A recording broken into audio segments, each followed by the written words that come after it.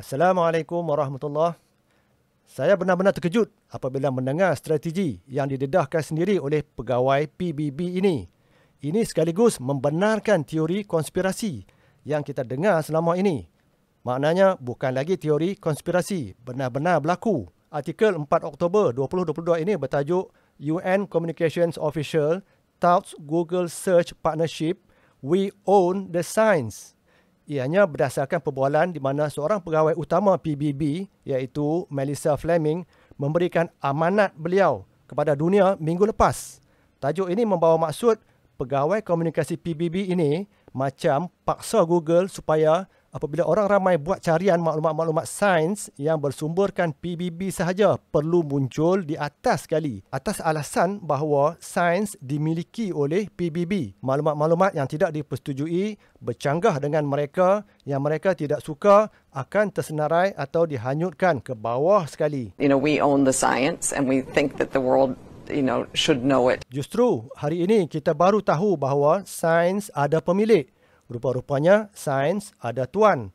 Sejak umur saya 10 tahun, mula kenal sains sampai sekarang lebih 40 tahun, baru tahu macam rumah yang ada tuannya.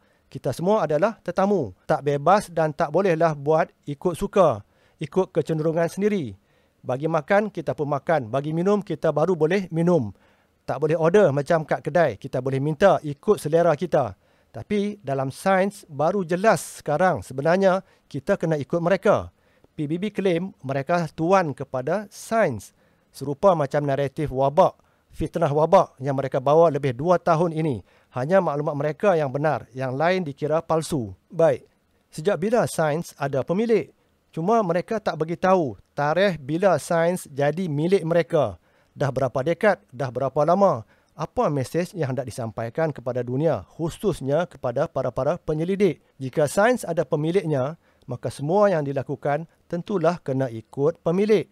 Penyelidikan apa yang mereka nak kita buat? Jadi, kita tak bebas nampaknya. Golongan penyelidik nampaknya macam hanyalah alat. Jom kita lihat kandungan artikel ini. Setiausaha Agung Rendah Pertubuhan Bangsa-Bangsa Bersatu bagi Bahagian Komunikasi Global berkata minggu lalu bahawa PBB telah bekerjasama dengan beberapa syarikat teknologi besar untuk memerangi maklumat salah mengenai wabak dan perubahan iklim, climate change.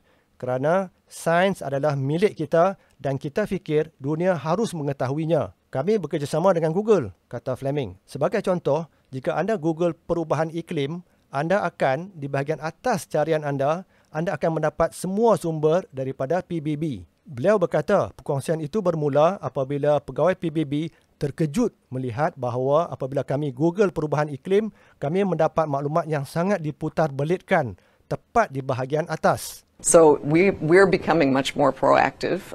We own the science and we think that the world, should know it. Kami mempunyai satu lagi projek berbentuk mesej yang dipercayai yang dipanggil Tim Halo, di mana kami melatih saintis di seluruh dunia dan beberapa doktor di TikTok dan kami meminta TikTok bekerjasama dengan kami, katanya. Fleming menambah bahawa PBB bekerjasama dengan influencer juga untuk menyebarkan mesej mereka dengan kepercayaan bahawa ramai pengguna media sosial akan mendapati influencer lebih dipercayai berbanding jika maklumat itu datang terus daripada PBB. Itu kandungan artikel tersebut. Tu dia, mereka agresif betul guna pelbagai pendekatan, berpakat dengan Google, dengan TikTok dan guna influencer. Mereka guna saintis-saintis yang dibayar lumayan untuk sebarkan dan jayakan mesej agenda PBB. Apa pandangan rakan-rakan penyelidik semua di USM, di UM, di UIA dan lain-lain lagi di Malaysia?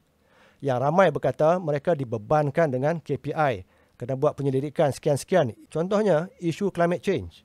PBB bagi panduan atau arah penyelidikan yang komuniti penyelidik seluruh dunia perlu ikut. Hasil penyelidikan juga diberi petunjuk agar selari dengan idea mereka. Hasil yang mereka hendak tak boleh bercanggah, di mana mereka kata dunia sedang alami kesan pemanasan global dan suhu bumi dijangka naik, berlaku krisis kemanusiaan dan sebagainya. Maka saintis-saintis yang beri hujah berbeza atau sebaliknya dan kata ini isu climate ini bukan isu penting, tidak akan diberi tempat dan dipinggirkan, dituduh memutar belitkan dan maklumat carian Google ini akan disenaraikan di bawah duduk jauh kat bawah. Kesannya orang yang buat carian sampai tak perasan. Maklumat yang naik atas sekali hanya daripada bersumberkan PBB. Siapa nak habiskan masa berjam-jam scroll beratus-ratus, beribu-ribu hasil carian? Ini satu komen di Twitter yang saya petik. Sama seperti mereka kuasai sains tentang wabak, di mana banyak perkara mereka buat silap.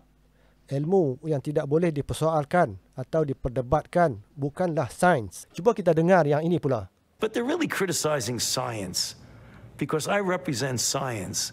Jangan kritik si Fauci kerana beliau mewakili sains. Saya fikir beliau ini mungkin salah seorang saintis yang direkrut, dibayar lumayan, dapat royalty dan sebagainya. Seperti yang disebut oleh Fleming, pegawai PBB tadi, yang kelihatan begitu angkuh berkata, sains adalah milik kita dan dunia harus tahu. Justru seorang belagak bos berkata, kami memiliki sains. Dan seorang lagi kata, saya mewakili sains pula, mirip ciri-ciri orang suruhan bagi menjayakan agenda PBB di seluruh dunia. Kita semua pula macam jadi alat eksperimen mereka, hanyalah permainan mereka. Ini adalah fakta, bukan putar belit atau teori konspirasi lagi. Sekadar itu perkongsian kita kali ini. Assalamualaikum warahmatullahi